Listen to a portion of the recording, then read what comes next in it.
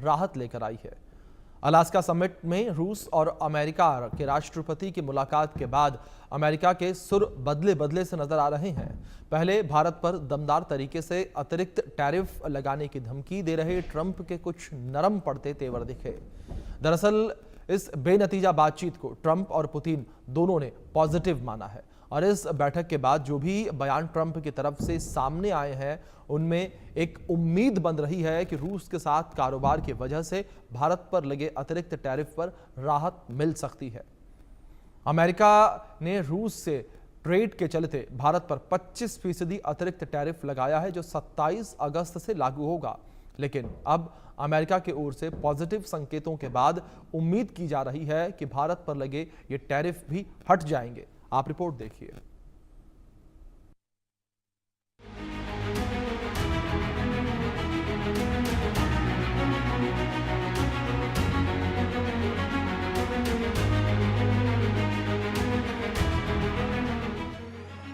स्वतंत्रता दिवस पर प्रधानमंत्री मोदी की अमेरिका को दी हुई चेतावनी के बाद रूस और अमेरिका के बीच बैठक हुई। अब बैठक के बाद अमेरिकी राष्ट्रपति डोनाल्ड ट्रंप के तेवर बदले बदले से नजर आ रहे हैं, या यूं कहें कि भारत के लिए अमेरिका का रुख नरम पड़ता दिख रहा है। रूस के राष्ट्रपति व्लादिमीर पुतिन और अमेरिकी राष्ट्रपति डोनाल्ड ट्रंप के बीच अलास्का में बैठक हुई। 3 घंटे चली यह मीटिंग वैसे तो बेनतीजा रही। दोनों के बीच किसी भी मुद्दे पर सहमति नहीं बनी, लेकिन इस बैठक के बाद अमेरिकी राष्ट्रपति ट्रंप के सुर बदले बदले से नजर आ रहे हैं। भारत की नजर भी इस बैठक पर बारीकी से थी। मीटिंग के बाद जब भारत पर टैरिफ को लेकर भड़काऊ बयान देने वाले ट्रंप से टैरिफ के बारे में पूछा गया तो उन्होंने कहा, फिलहाल इसकी जरूरत नहीं। अगर जरूरत पड़ी तो रूस से तेल खरीदने वाले देशों पर एक्स्ट्रा टैरिफ लगाने पर 2 से 3 हफ्तों में विचार कर सकते हैं। अमेरिका के राष्ट्रपति डोनाल्ड ट्रंप ने संकेत दिए हैं कि भारत पर 27 अगस्त से लागू होने वाले 25% सेकेंडरी टैरिफ को लेकर वो अंतिम फैसला अभी टाल सकते हैं। यानी ट्रंप ने भारत के खिलाफ जो 25% का टैरिफ रूसी तेल खरीदने को लेकर लगाया है उसे हटाया जा सकता है। अब तक का ये टैरिफ रूस से सस्ते तेल की खरीदारी को लेकर अमेरिका की ओर से भारत पर दबाव बनाने का हिस्सा माना जा रहा था। इसके साथ ही डोनाल्ड ट्रंप ने पत्रकारों से बातचीत में कहा है, रूस ने अपना बड़ा ग्राहक भारत खो दिया है जो लगभग 40% तेल ले रहा था और चीन भी काफी कम मात्रा में ले रहा है। अगर ऐसे में सेकेंडरी टैरिफ लगाया तो ये बेहद विनाशकारी साबित हो सकता है। अगर जरूरत पड़ी तो टैरिफ लगाने पर दोबारा विचार किया जा सकता है, लेकिन शायद इसकी जरूरत न पड़े। डोनाल्ड ट्रंप ने कहा है कि फिलहाल रूस से तेल खरीदने वाले देशों पर टैरिफ नहीं लगाया जाएगा। इसके अलावा डोनाल्ड ट्रंप ने कहा कि उन्हें रूसी तेल खरीदने वाले देशों पर तत्काल टैरिफ लगाने पर विचार करने की जरूरत नहीं। बता दें कि हाल के दिनों में ट्रंप ने ऐलान करते हुए कहा था कि वे रूस के साथ व्यापार करने वाले देशों पर सेकेंडरी टैरिफ लगाएंगे। साथ ही उन्होंने रूस पर 100% टैरिफ लगाने की भी धमकी दी थी और ट्रंप ने पिछले हफ्ते भारत पर 25% टैरिफ लगाया था और 25% इसे और बढ़ाने का ऐलान किया था जो 27 अगस्त से लागू होने वाला था, जिससे भारत पर टैरिफ बढ़कर 50% हो जाता। वहीं भारत ने अपनी तेल खरीदने वाली नीति में बदलाव से साफ इनकार किया है। गुरुवार को इंडियन ऑयल कॉर्पोरेशन के अध्यक्ष ने कहा कि रूस से तेल आयात पर कोई रोक नहीं है और आर्थिक आधार पर खरीदारी आगे भी जारी रहेगी।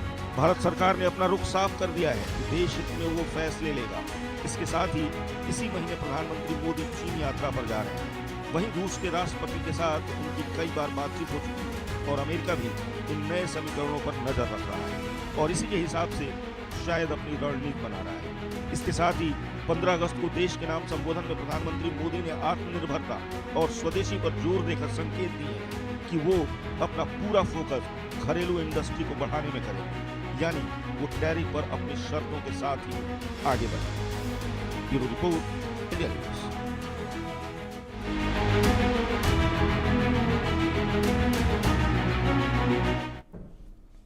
तो आपने खास रिपोर्ट देखी। इसी विषय पर बातचीत करने के लिए हमारे साथ विदेश मामलों की जानकार श्रुति दासगुप्ता जी हैं।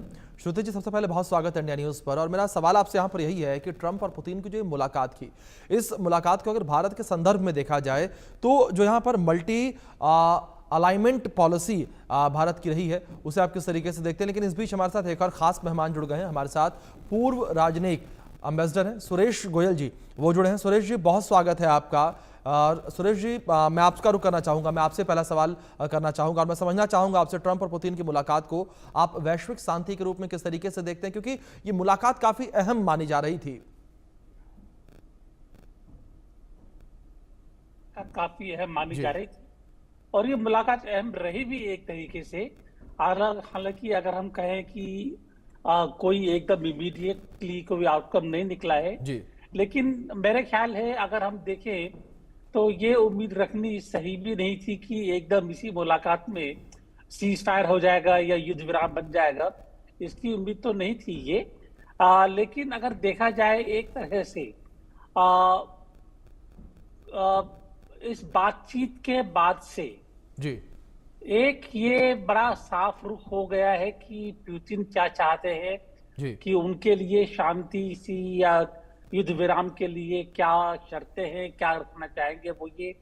और इसके साथ साथ ही ये भी मेरे ख्याल है ट्रंप को मालूम चल जाएगा कि इसमें जेलेंस्की का और यूरोप का रुख क्या होना चाहिए। तो क्लैरिटी हो गई है, रुख साफ हो गया है। हाँ, लेकिन इतना जरूर है ये कि अगर कहे कि वैश्विक शांति अभी स्थापित हो पाएगी या ये युद्ध रुक पाएगा, वो उसके लिए इतनी जल्दी उम्मीद रखनी सही नहीं थी। जी जी जी बिल्कुल ठीक है सर। श्रुति जी मैं आपका रुख करूंगा, लेकिन इस बीच हमने एक सर्वे किया था, उसकी रिपोर्ट निकलकर सामने आई। वो रिपोर्ट अपने दर्शकों को हम बता देते हैं, इसके बाद मैं आपका रुख करूंगा। आपसे रिक्वेस्ट तब तक आप बने रहे दोनों मेहमान मेरे साथ। और हमने अपने सर्वे में पहला सवाल पूछा कि क्या टैरिफ के मसले पर अमेरिका बैकफुट पर आ गया है। तो इस पर कुछ इस तरीके से जो आंकड़े हैं वो निकल कर सामने आए हैं। लोगों ने हाँ 65% कहा, अब बिल्कुल नहीं 35% लोग कहते नजर आए। और कुछ इस तरीके से पूरे आंकड़े हैं, यानी कि 65% लोगों का ये मानना है कि हाँ अमेरिका अब टैरिफ पर बैकफुट पर नजर आ रहा है। और अमेरिका जिस तरीके से भारत के ऊपर अतिरिक्त टैरिफ लगाता हुआ नजर आया था, अब उसे लेकर अमेरिका बैकफुट पर है, ऐसा लोगों का मानना है। 65% लोगों का मानना है हमारे सर्वे में। और हमने अपने सर्वे में दूसरा सवाल पूछा, और हमारा दूसरा सवाल था कि क्या टैरिफ के खिलाफ भारत के टैरिफ डिप्लोमेसी को अमेरिका भाप गया है। इसको लेकर 72% लोगों का मानना है हाँ कि बिल्कुल अमेरिका ये भाप गया। बिल्कुल नहीं कहते नजर आए 22% लोग, तो वहीं 6% लोग कहते नजर आए कुछ कह नहीं सकते, यानी कि वो इस पूरे मुद्दे पर कह सकते हैं एक तरीके से कंफ्यूज नजर आए हैं। तो ये कुछ सर्वे के आंकड़े निकल कर सामने आए हैं। और हमने अपने सर्वे में एक और सवाल पूछा, और तीसरा सवाल था हमारा कि क्या वैश्विक हित की दिशा में भारत की सबसे महत्वपूर्ण साझेदारी है। 76% लोगों का हाँ मानना है, 18% लोगों का ना कहना है। तो कुछ इस तरीके से ये पूरे आंकड़े निकलकर सामने आए हैं। तो बड़ा वर्ग हाँ कहता हुआ नजर आया। तो कुछ इस तरीके से हमने सर्वे किया, सर्वे में सवाल हमने लोगों से पूछे, उसके कुछ जवाब इस तरीके से निकलकर सामने आए हैं। और इसी विषय पर हम बातचीत भी करेंगे, दोनों खास मेहमान जिस तरीके से हमारे साथ बने हुए हैं। और इस बीच हमारे साथ एक और खास मेहमान जुड़े हैं, इकोनॉमिस्ट हैं आकाश जिंदल जी, वो भी जुड़े हैं हमारे साथ। आकाश जी आपका भी बहुत स्वागत है इस चर्चा में। और श्रुति जी मैं आपका रुख करूंगा, आप जिस तरीके से यहाँ पर हम अलाइनमेंट पॉलिसी को लेकर बात कर रहे थे भारत की, आपको क्या लगता है कि भारत की जो मल्टी अलाइनमेंट पॉलिसी है वो ट्रंप और पुतिन की मुलाकात से कुछ असर इस पर पड़ता हुआ नजर आएगा? भारत की मल्टी अलाइनमेंट पॉलिसी वो अपने खुद के हितों के लिए जनाती है, जिससे वो अपनी सॉवरेनिटी, अपने आप को आगे बढ़ाने के लिए जो करना चाहिए वो बिना किसी संकोच के कर सके।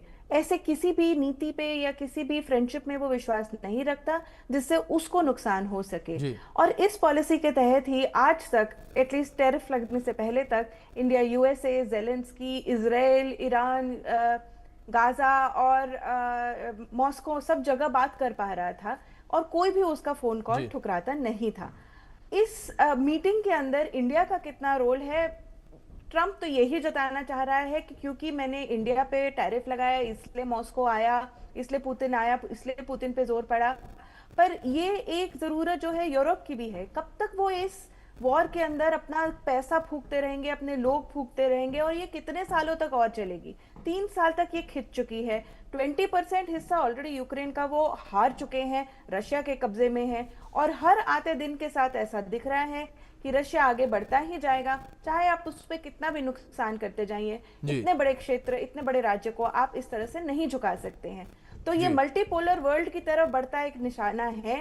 यूएस को समझ में आ गया है कि वो इस तरह से पूरी दुनिया पे राज अकेला नहीं कर सकता, उसे रशिया को वापस बुलाना ही पड़ेगा। इसीलिए ये रेड कारपेट जिस पे पुतिन चल रहे थे, ये उनको वापस वर्ल्ड स्टेज पे दावत का एक वो निशाना माना जाता है। और उनकी बात पे अब जोर दिया जाएगा, उनको अब साइडलाइन पे नहीं रखा जाएगा, जो G7 के दौरान पे भी ट्रंप ने इंडिकेट किया था कि ऐसा G7 बिना रशिया के अधूरा लगता है। जी ठीक है। आकाश जी, दूसरी अगर बात की जाए इस मुलाकात को लेकर, तो क्या रूस से सस्ता तेल खरीदने की भारत की जो नीति है इस पर कोई असर पड़ता नजर आएगा? क्या दबाव जो अमेरिका का रहा है वो कम होगा या बढ़ेगा? देखिए, मुझे नहीं लगता कि हिंदुस्तान पे किसी तरह का कोई दबाव काम आएगा। जी आप देखिए, कल जीएसटी कम करने की बात की गई, अब 2 जो है उसके रेट्स आने की संभावना है। इससे क्या है, बात इतनी नहीं है कि सिर्फ हिंदुस्तानियों को दिवाली का तोहफा देना है। हिंदुस्तानियों के लिए तो सबके लिए दिवाली का तोहफा वो हो ही जाएगा, क्योंकि आपके खर्चे कम हो जाएंगे। बट साथ ही साथ हमारी इंडस्ट्री के लिए भी बहुत बड़ा तोहफा है।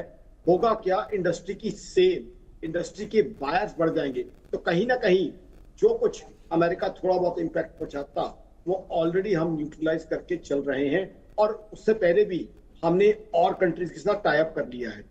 तो यूएस के जो टैरिफ्स हैं, यूएस की अपनी इकोनॉमी के लिए मेंटेनेबल और सस्टेनेबल नहीं है जो उसने हिंदुस्तान के खिलाफ लगाए हैं, क्योंकि यूएस में क्लियरली ये फीलिंग आ रही है। मैंने ग्लोबल चैनल्स पे जब शो करता हूं तो क्लियरली ये फीलिंग आ रही है कि इन्फ्लेशन बढ़ रही है, और इन्फ्लेशन बढ़ना उनके लिए तकलीफदेह है। बात अब रशिया यूक्रेन वॉर की कर रहे हैं, तो सबसे पहले बता दूं, दर्शकों को हैरानी होगी, रशिया यूक्रेन वॉर का एक तोहफा था यूएस की इन्फ्लेशन। और कितनी इन्फ्लेशन वहां जनाब, जहां इन्फ्लेशन नील के बराबर हुआ करती थी, जून 2022 9% इन्फ्लेशन पहुंच गई थी। तो रशिया यूक्रेन वॉर के स्टार्ट होने के बाद 9% इन्फ्लेशन पहुंच गई थी, और उस इन्फ्लेशन को, हालांकि तब से लेवल कम हो गया, यूएस अभी तक बैटल करता है। अभी तक हर महीने ये संशय होता है कि क्या फेड रेट ऑफ इंटरेस्ट कम कर पाएगा कि नहीं, इन्फ्लेशन काबू में आई कि नहीं। अब टैरिफ लगा के इन्फ्लेशन आपने और बढ़ा दी। ऐसा तो हुआ नहीं है कि यूएस के कंज्यूमर्स ने वो सामान खरीदना बंद कर दिया, या कहीं और से वो सामान एग्जैक्टली वही आना शुरू हो गया, या यूएस में रातों रात वो फैक्ट्रियां लग गई कि वो प्रोडक्शन वहां बननी शुरू हो गई जो हिंदुस्तान से उन्होंने मंगाना था। तो इसका मतलब क्या है कि कहीं ना कहीं ये क्लियर कट फीलिंग यूएस के अंदर भी है कि ये टैरिफ्स जो हिंदुस्तान पे लगाए गए हैं 27 से जो शुरू होने हैं वो मेंटेनेबल, फीजिबल नहीं है। तो हिंदुस्तान इंडिपेंडेंटली अपनी ट्रांजैक्शन करता रहेगा। और ओवरऑल इंडियन इकोनॉमी का क्या रुख है, प्राइम मिनिस्टर साहब ने बड़ा क्लियरली जो है क्लियरली जो है दुनिया के सामने रख दिया है। तो मुझे नहीं लगता कि जब देखिए, एक तरफ रशिया ही, यूएस ही रशिया के साथ दोस्ती डाल रहा है, तारीफें हो रही हैं, हाथ मिलाए जा रहे हैं, इतनी बढ़िया जो है दोस्ती बढ़ रही है, तो हिंदुस्तान अगर वहां से तेल खरीदता है तो हम कहां से गलत हो गए, कौन सा बेसिस होगा। तो मुझे नहीं लगता कि ये किसी भी तरीके से हिंदुस्तान को प्रोहिबिट या बार कर पाएंगे। बिल्कुल आकाश जी, भारत का भी यही रुख रहा है कि अगर हम व्यापार कर रहे हैं तो व्यापार करने में आखिर गलती क्या है। इस बीच में आप तीनों मेहमानों से रिक्वेस्ट करूंगा कि प्लीज आप तीनों मेरे साथ बने रहें। हमने 2 सर्वे और किए थे, उसका रुख भी कर लेते हैं, उसके आंकड़े किस तरीके से निकलकर सामने आए हैं वो अपने दर्शकों को बता देते हैं। हमने अपने सर्वे में चौथा सवाल पूछा कि क्या रूस यूक्रेन युद्ध विराम मसले पर ट्रंप असफल साबित हो रहे हैं। 65% लोगों का मानना है कि हाँ, ट्रंप असफल हुए हैं। 29% लोगों ने कहा कि नहीं, और 6% लोग कंफ्यूज नजर आए, उन्होंने कहा कि कुछ कह नहीं सकते इस विषय पर। तो कुछ इस तरीके से ये आंकड़े निकलकर सामने आए हैं। एक बड़ा तबका ये मानता है कि ट्रंप जो है वो फेल साबित हुए हैं, असफल साबित हुए हैं इस युद्ध को रुकवाने को लेकर जो दावे लगातार वो करते हैं। और ऐसे ही हमने अपना सर्वे किया। सर्वे में हमने 5वां सवाल अपने दर्शकों से पूछा था, और 5वां सवाल कुछ इस तरीके से कि क्या आप अभी भी अमेरिका को सुपर पावर मानते हैं। तो 56% लोग कह रहे हैं कि हाँ, अमेरिका को हम सुपर पावर मानते हैं। 39% लोग नहीं कहते नजर आए। ये भी एक कह सकते हैं कि बड़ा पॉइंट है। 39% लोगों का मानना है कि वो सुपर पावर अमेरिका को नहीं मानते। 5% लोग कंफ्यूज नजर आए, उन्होंने कहा कि कुछ कह नहीं सकते इस पूरे मामले पर। और इसी विषय पर बातचीत करने के लिए तीनों खास मेहमान हमारे साथ बने हुए हैं, और सुरेश गोयल जी का रुख करूंगा मैं, पूर्व राजनयिक है। सुरेश जी, अगर स्ट्रेटेजिक ऑटोनॉमी को लेकर बात करें, क्या आपको लगता है कि इस मुलाकात के बाद कोई फर्क पड़ता नजर आएगा? देखिए, मेरा ख्याल है ना तो पहले ही कभी और ना अभी भी भारत की जो स्ट्रेटेजिक ऑटोनॉमी की जो पॉलिसी है जी, उसमें कोई फर्क होगा, क्योंकि हमारी स्ट्रेटेजिक ऑटोनॉमी की पॉलिसी शुरू से ही, अगर एक जो कहा गया कि हम विषय के अनुसार कि विषय में हमारा क्या इंटरेस्ट है, हमारे को क्या फायदा है, हमें क्या नुकसान है, हम हिंदुस्तान के रुख की तरफ, हिंदुस्तान के नजरिए की तरफ देख करके एक कोई निर्णय लेंगे। वो पहले भी वही था, आज भी वही है। अगर आप देखें जो अगर मैं एग्जांपल दूं आपको, तो अगर आप देखें कि हमारी जो पॉलिसी है यूक्रेन के ऊपर, क्या जो हमारी पॉलिसी है अभी जो बातचीत हो रही है रशिया के ऊपर या ब्रिक्स के ऊपर कितना दबाव पड़ा हमारे ऊपर कि डी डॉलराइजेशन में आप ब्रिक्स को जो है एक एंटी वेस्ट प्लेटफॉर्म है ये, लेकिन हमारा जो रवैया रहा है कि इसमें भारत का भला किसमें है, हमने उसके अनुसार निर्णय लिया है ये। तो यूक्रेन का भी वही है, यूक्रेन के ऊपर जब हमने कहा कि it is not the time for war, या अगर हम पुतिन से बोलते हैं कि आपको शांति के बारे में बातचीत करनी चाहिए, तो या अगर जैसे ट्रंप ने जब हम पर ये कहा कि आपके ऊपर 25% और 50% टैरिफ लग जाएगा, आपकी रशिया से ऑयल कम कर दीजिए, तो हमारे निर्णय हमारे हित के मुताबिक रहे हैं। तो मेरे ख्याल में स्ट्रेटेजिक ऑटोनॉमी में कहीं कोई फर्क नहीं पड़ा है और ना पड़ने की संभव का मेरे को कोई अंदेशा है। जी जी श्रुति जी, मैं आपका रुख करूंगा। दूसरी ओर अगर बात की जाए, ट्रंप और पुतिन मिलकर अगर कोई बड़ा फैसला लेते हैं तो क्या आपको लगता है कि इसका सीधा असर भारत पर पड़ता हुआ कोई नजर आएगा?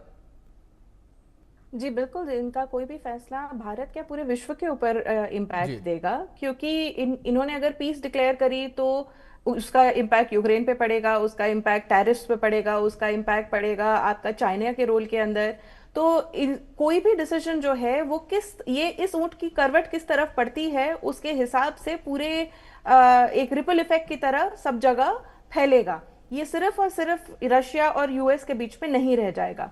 आज की जो इन लोगों की मीटिंग है, उसके जो नोट्स आए, उसके अंदर उन्होंने ट्रेड के बारे में बात करी है, बिजनेस के बारे में बात करी है, आपस में यूएस और रशिया के बीच में। तो ये तो एक तरह से उनकी दोहरापन की भी एक वो हो गया हम लोगों के पास प्रमाण कि भाई आप लोग आपस में ट्रेड की बात कर सकते हैं, तो किसी और नेशन के साथ करने से किसी को क्या तकलीफ हो सकती है। तो मैं आने वाले दिनों में देख रही हूँ कि थोड़ा सा मुझे लगता है कि शायद ट्रंप को किसी ने हिस्ट्री का लेसन दिया होगा, इकोनॉमिक्स का लेसन दिया होगा इस दौरान, क्योंकि वो इस वक्त थोड़े से घबराए हुए दिखे थे, शांत और बहुत गंभीर दिख रहे थे। और बाकी देशों की तरह जिस तरह से वो अपने बड़े बड़े जवाब देते हैं, बड़े बड़े पॉइंटर्स फेंकते हैं, ऐसा उन्होंने कुछ नहीं किया इसके बाद। तो इसका मतलब ये है कि उनको समझाया गया है कि ये यूक्रेन का मसला जो है ये अमेरिका और ईयू के द्वारा बढ़ाया गया हुआ मसला है, नहीं तो 2022 में शुरू होने से पहले ही ये खत्म हो चुकी होती थी युद्ध। तो ये नेटो का बढ़ाया हुआ एक जो प्रॉब्लम है, या आप ही आके अब खत्म करिए, क्योंकि यूएस से बड़ा कोई बोलने वाला है नहीं नेटो के अंदर। जिस दिन नेटो में से यूएस निकल जाएगा उस दिन नेटो खत्म हो जाएगी। तो इसीलिए एक ये बड़ा स्टेप लिया गया है कि अगर उन्होंने जो बोला है उसका वैल्यू है अभी भी, लेकिन सिर्फ उनके बोलने की वैल्यू है ये भी नहीं है। तो आपने ये जो सर्वे किया है उसके आंकड़े ये भी हमें दिखाते हैं कि यूएस के बोलने में अभी भी दम है, लेकिन सिर्फ यूएस के बोलने से दम नहीं है। इसका असर इंडिया पर भी पड़ेगा, ट्रेड पर भी पड़ेगा। ग्लोबल विलेज है हम लोग, हम आपस में ट्रेड करते हैं, आना जाना रखते हैं। अगर देशों में आपस में फ्रेंडशिप ज्यादा रही तो सब लोग आगे बढ़ते हैं, नहीं तो फिर इसी तरह के आपस में रंजिशें दिल में लेकर बैठ जाते हैं लोग। जी ठीक है, बिल्कुल। अब जाहिर तौर पर श्रुति जी, अब देखने वाली बात यहाँ पर ये रहेगी सुरेश जी कि किस तरीके से अब निकलकर चीजें सामने आती हैं। ये मुलाकात तो हो चुकी है, इस मुलाकात का इम्पैक्ट क्या रहेगा। फिलहाल सुरेश जी और श्रुति जी, आप दोनों का बहुत शुक्रिया जुड़ने के लिए, अपना कीमती वक्त इंडिया न्यूज को देने के लिए। इस बीच आकाश जी, मैं आपसे रिक्वेस्ट करूंगा कि प्लीज आप